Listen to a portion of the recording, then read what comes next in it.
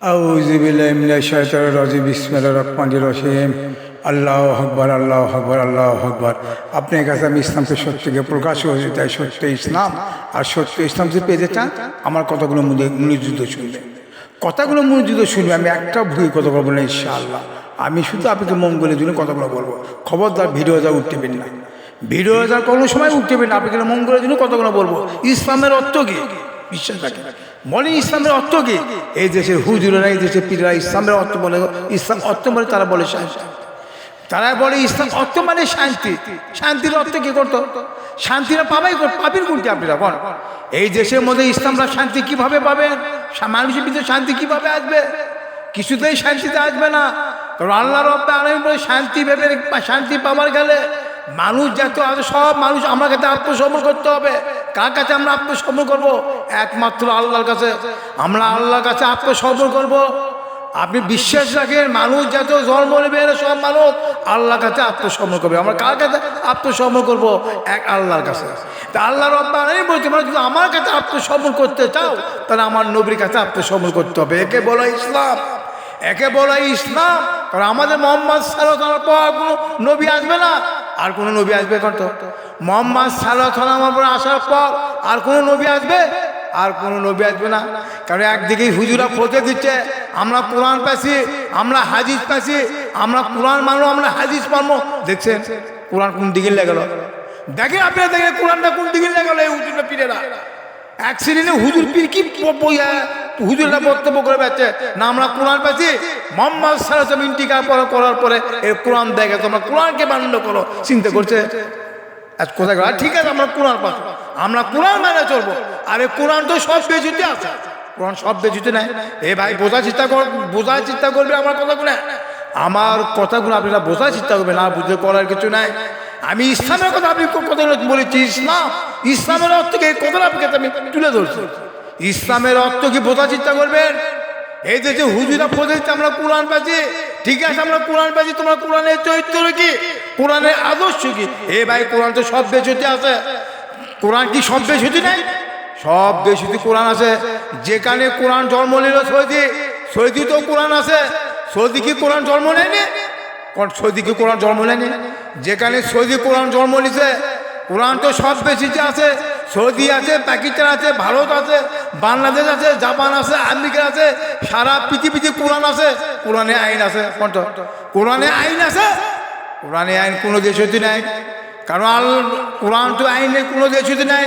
কারণ মোহাম্মদ সাল্লাল্লাহু আলাইহি ওয়াসাল্লাম কথা বলেছে, এ আমার সাহাবীরা শোনো, এমনও দিন সময় আসবে এরকম বিদ্যে উঠে যাবে, মূর্খতা বসল হবে, সারা পৃথিবীতে মূর্খতা হয়ে যাবে, বিদ্যে উঠে যাবে।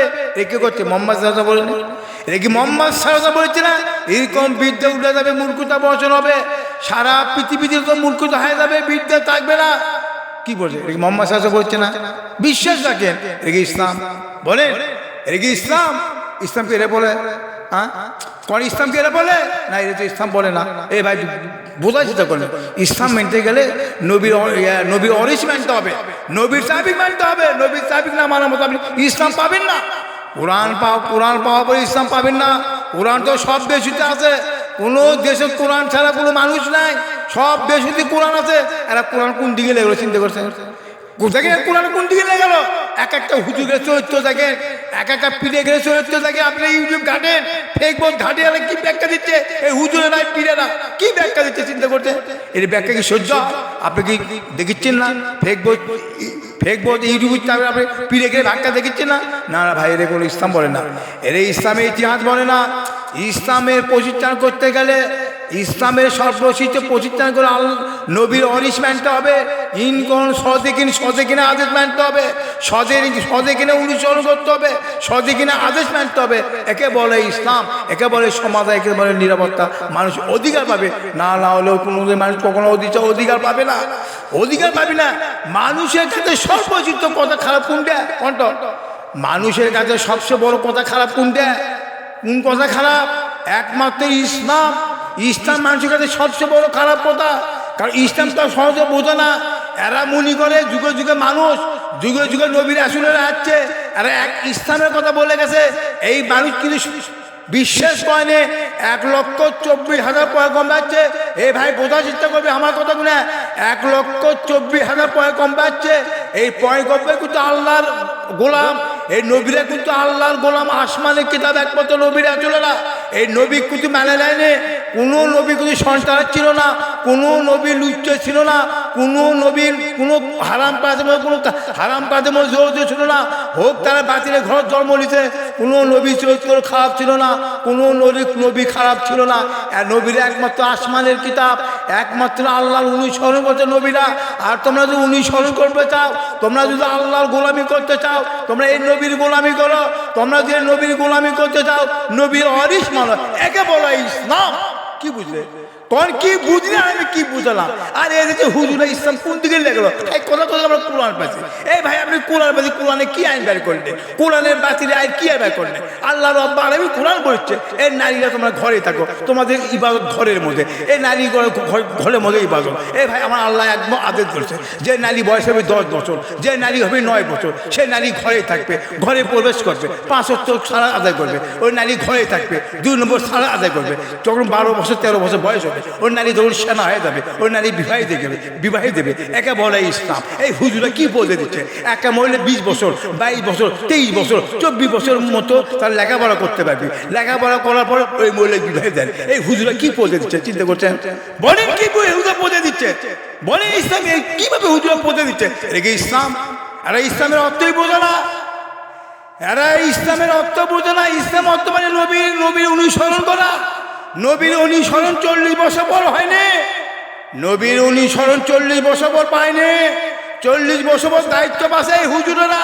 40 বছর আমার নবী দায়িত্ব দিছে আল্লাহ। এই নবী আপনি দিন ইসলাম প্রচার করে, আপনি নবী এটা প্রকাশ করে জনগণের কাছে, আর আপনারা প্রবল পাবে। এটাই আমার নবীর প্রতি দায়িত্ব দিছে আল্লাহ। কোরআন নবী আছে, নবীর আলম আছে, আমার নবী দূরে যাচ্ছে আসেই আমার নবী বলে লা ইলাহা ইল্লাল্লাহ, আল্লাহ এক, দিত আল্লাহ এক। তারপরে আমার নবী সাক্ষী দিচ্ছে হাবলি উম্মতি আল্লাহ, উম্মতি আমাক দেন। নবী দুনিয়া আসার পরেই আমার নবী বলিচ্ছে। তোমরা এই ফতিয়া কোরআন দেখো না? হ্যাঁ, এই নবী তোমার কোরআন দেখো না? কোথায় কোথায় নবী, তার আগে কোনো নবী ছিল না। এই 1,24,000 নবী হয়ে দূরে দেওয়া আছে।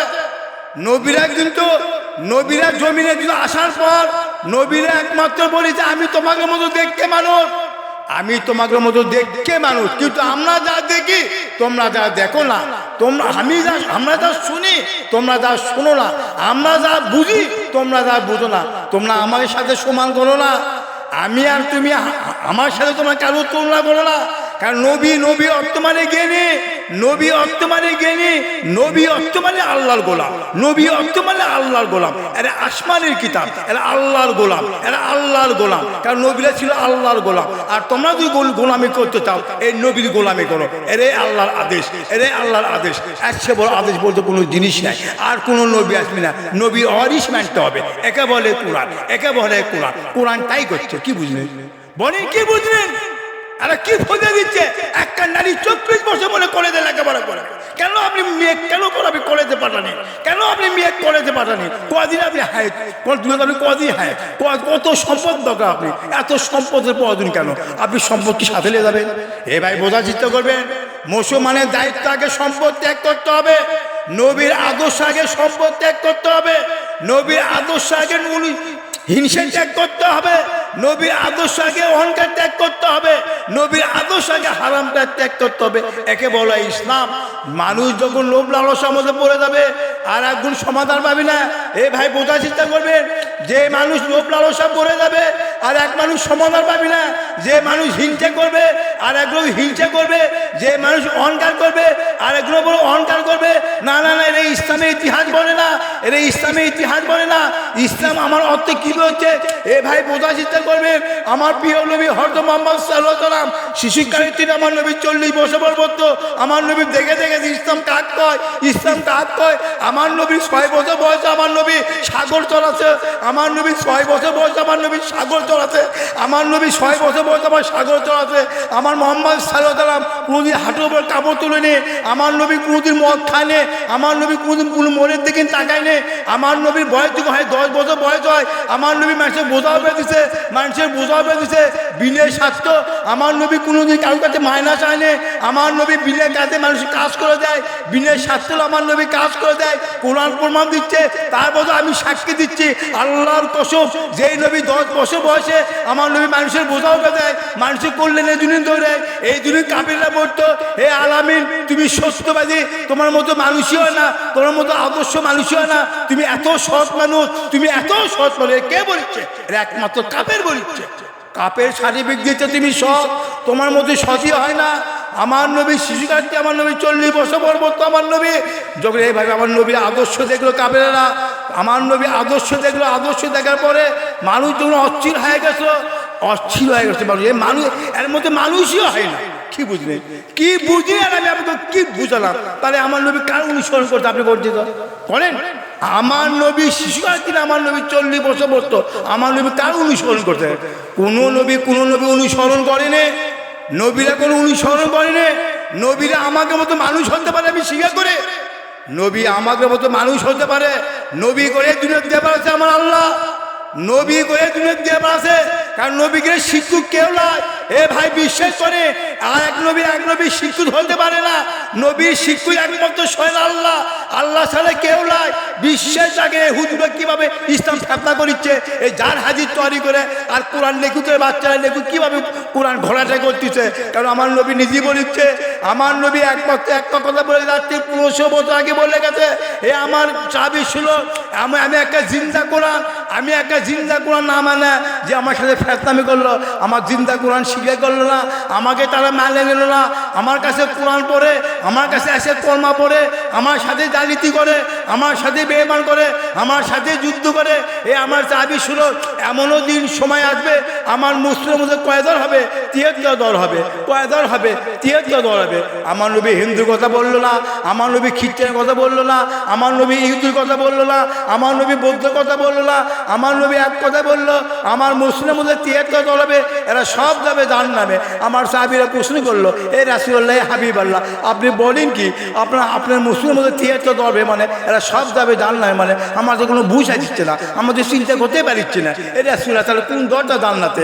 আমার নবী এইভাবে বলেছে, এ আমার সাহাবী শোনো, আমার সাহাবী শোনো, আমি এমনও দিন সময় আমার ওয়ারিসে মানবি না, আমার সাহাবী মানবি না, আমার সাহাবী অনুসরণ করবি না, আমার সাহাবী কবি পাগলা, আমার সাহাবী কবি তারসিলা, আমার সাহাবী কবি ভণ্ড, এসে প্রমাণ পাচ্ছি, এ ভাই এসে সত্য প্রমাণ পাচ্ছি। এই দিন করতে আমি কোরআন সত্য, আমি কোরআনে কয়েক কাজ ছুটছি, আমি আমার কোরআনে কয়েক কাজ ছুটছি।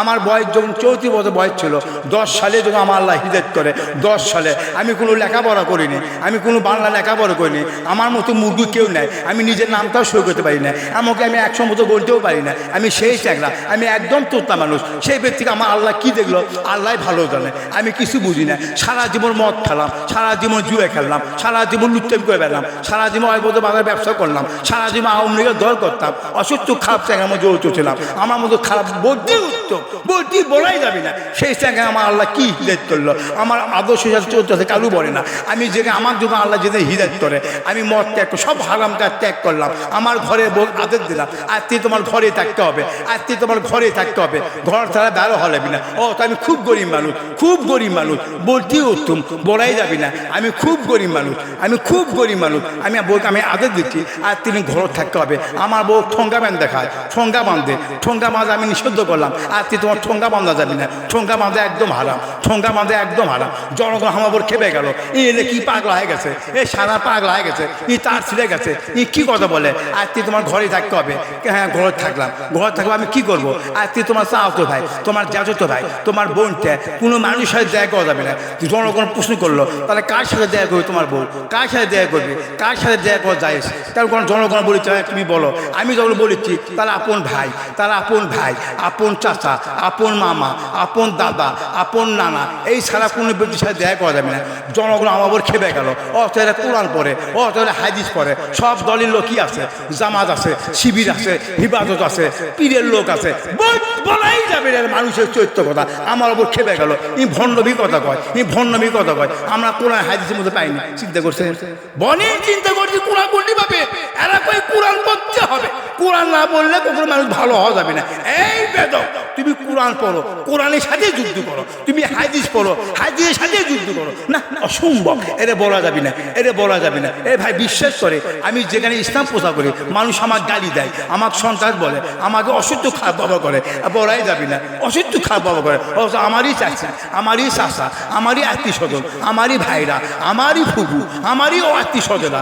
আমি যখন চিন্তা করলাম আমার মোহাম্মদ সাল্লাল্লাহু 40 বছর পর দায়িত্ব দিল, 40 বছর পর দায়িত্ব দিল, দায়িত্ব দেওয়ার পর মা খাদিজা ইসলাম গ্রহণ করলো, হযরত আলী ইসলাম গ্রহণ করলো, গ্রহণ করার পর তার চাচার কাছে ইসলাম দাবাইছে। এই চাচা সবাইকেই ডাক দিল, এই চাচা এতদিন আপনি আমার আলামির বললেন, তুমি সত্যবাদী বললেন, আলামির বললেন, সত্যবাদী বললেন, সৎ মানুষ বললেন, যা বলে আমি তোমার তাই বিশ্বাস করো। আর সামনে আপনি একটা কথা বলবো, এদিকে আপনি আমার বিশ্বাস করবেন চাচা, হে বলো মোহাম্মদ, হে বাবা মোহাম্মদ, তুমি বলো, তুমি যা বলো আমার তাই বিশ্বাস করবো। তুমি তোমার মুখে কোনো মিথ্যা কথা বলিনি, কোনোদিন মিথ্যা কথা বলেননি, কোনোদিন মিথ্যা কথা বলেননি, কোনোদিন মিথ্যা কথা বলেননি। লা ইলাহা ইল্লাল্লাহ মুহাম্মাদুর রাসূলুল্লাহ, আল্লাহু আকবার।